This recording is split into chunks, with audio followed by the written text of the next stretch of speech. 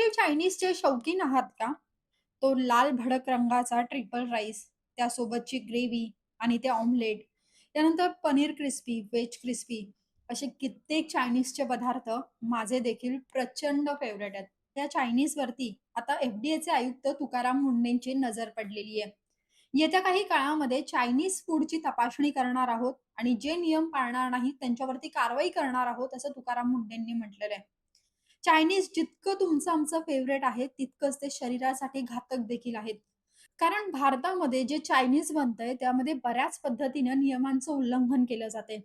Triple राईसमध्ये टाकलेला तो लाल रंग असो किंवा हिरवा रंग असो, या सगळ्यांमुळेच शरीराला कॅन्सरचा धोका असतो.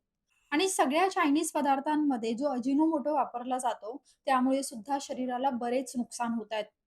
ह्या लाल रंगामुळे कॅन्सर होण्याचं प्रमाण दिवसेंदिवस वाढलंय. तरी देखील लॉलीपॉप असो, शेजवान चटणी असो किंवा ट्रिपल राईसमध्ये असो, सर्रास मोठ्या प्रमाणात हे रंग वापरले जातात. त्यामुळे जे कोणी चायनीज विक्रेते आहेत, हॉटेल चालक आहेत, तर त्यांनी नियमांचं पालन करणं गरजेचं आहे.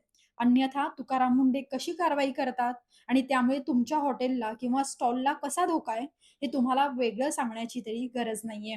आता तुमच्या माहितीमध्ये असं कोणतं रेस्टॉरंट असेल किंवा स्टॉल असेल, की जो नियमांचं पालन करून ते पदार्थ बनवत नाहीत, अस्वच्छता असते, कशाही पद्धतीने ते बनवतात आणि विकायचं काम करतात. ह्याची माहिती तुम्ही एफ-डी-ए पर्यंत किंवा तुकाराम मुंढेंपर्यंत पोहोचू शकता. त्याचा नंबर आणि ईमेल आयडी मी या स्क्रीनवरती देतेय. त्यांच्याशी तुम्ही कॉन्टॅक्ट करू शकता.